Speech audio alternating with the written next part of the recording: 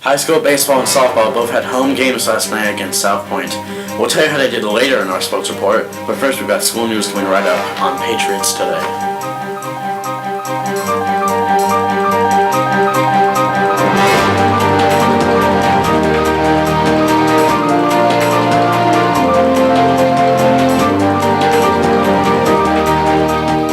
Good morning, I'm Joe Braswell, filling in for Malika Rajapaksa. And I'm Marina Hartman. The Middle School Builders Club is participating in the 4th Annual Food Structure Project this May.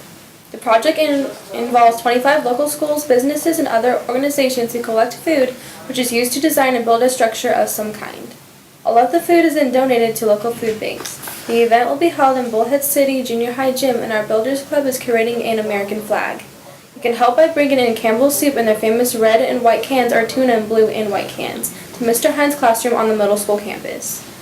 The first period class with the most cans will get a free donut breakfast. Bring in the food quickly though, you only have until next Thursday, April 3rd.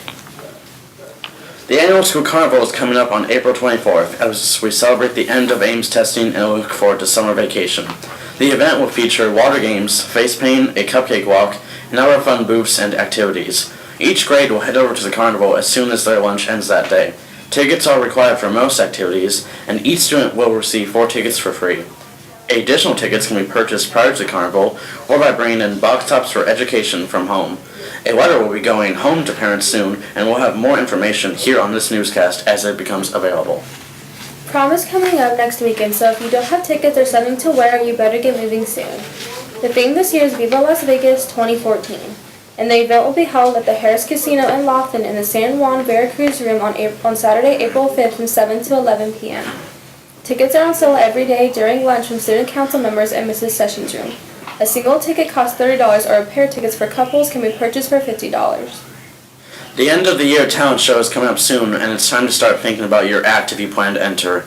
The annual event is being held on Thursday, May 1st. In years past, multiple shows were held in order to fit everybody in, but this year, there will only be one showing on the main stage in our new gym.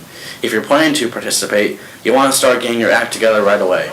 That's because tryouts will be held next month on Monday, April 21st after school. The talent show is open to all students in 3rd grade and up, but each performer can only participate in one act. No lip-syncing acts are allowed, and if you're using pre-recorded music, it must be ready to be turned in at the tryouts. If you got any questions, see Mrs. B in room C1 on the main elementary campus. Seniors, celebrate the end of your high school experience with a trip to Disneyland on grad night. The annual event will be held Saturday, May 17th and is open to all seniors. Students will have the opportunity to spend the day in both Disneyland and California Adventureland and stick around after the parks close for a seniors-only party. The trip costs $80 and there is a limited number of seats available. If you are interested, see Mrs. American to reserve your spot. And the Strategy Game Club meets today after school in Mr. Carlson's Credit Recovery Room. We'll be back with an update on yesterday's games right after Today in History. In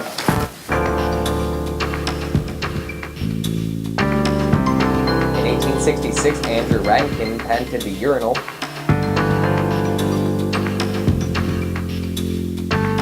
The longest boxing championship fight of 136 rounds occurred in 1879. In 2134, Halley's Comet will pass through the Earth again. High school baseball and softball played at home last night. Alex is here to fill us in on the games. Alex? Thanks, Raina. Let me share what I've got. The Patriots met with the South Point Griffins in the Community Park Field in Old Bullhead yesterday afternoon. The game started at 2:45 on a windy field. Unfortunately, we didn't get an update from the coaches, so all I can share with you is the score. Our boys played a tough opponent, but came away with a 4-2 win. The Lady Patriots also played against South Point. The game took place at Greg Williams Field in Rotary Park at 3 p.m. The Lady Griffins were quick to score in the first inning, taking the lead at the top of the first inning 1-0, but the Lady Patriots came out ready to go. Our girls scored 2 runs in the bottom of the first inning, 6 runs in the second inning, and 1 each in the third, fourth, and fifth innings to win by a mercy rule shortened game 11-1. The team was led by freshman Alyssa Kidwell on the mound, who faced 20 batters, striking out 9, while giving up 4 hits and 2 walks. The Lady Patriots were led in the batter box by junior Taylor Estrada, who went 3 for 3 with a double and 2 singles. and senior Kendra Glass, who went out 3 for 4, also hitting a double and 2 singles and driving in 3 RBIs. You can see how our Lady Patriots on the field again tonight against Builders Academy at 3 p.m. on Greg Williams Field in Rotary Park. Soccer and the middle school teams get back into action next week, and we'll have results for you as soon as we get them here. That's your sports report. I'm Alexandra Black. Thanks, Alex. And congrats to both teams on their wins last night. Here's today's lunch menu.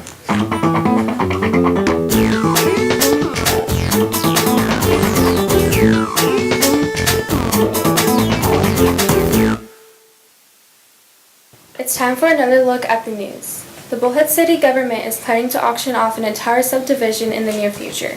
The Stonebridge gated community near Chaparral and Rotary Park was purchased by the city last year for only $15,000 after its developer filed for bankruptcy. The auction off several lots to recover their investment, but actually purchased the property in order to pave the way for a flood control project in the area. Now the project is complete and they plan to auction off the entire subdivision within the year. News software is being used by some media agencies to actually write the news. The program uses computer algorithms that take an input of data and statistics and mix it together with journalistic lingo to create authentic news stories without a writer. The LA Times published a story on its website about last week's earthquake just 3 minutes after it happened because the entire article was written by the computer software.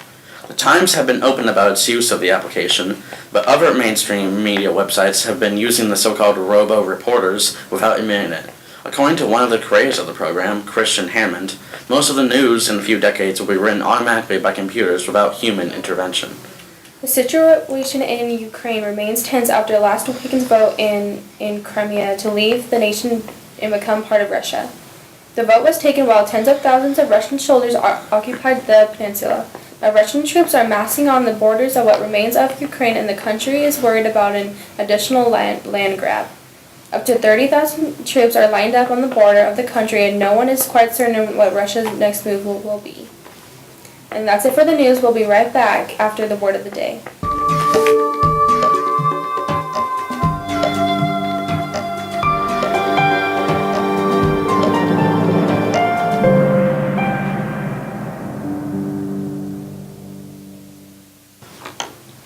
Thanks for watching, everyone. Have a great day. And we'll see you back here on Monday. Enjoy your weekend.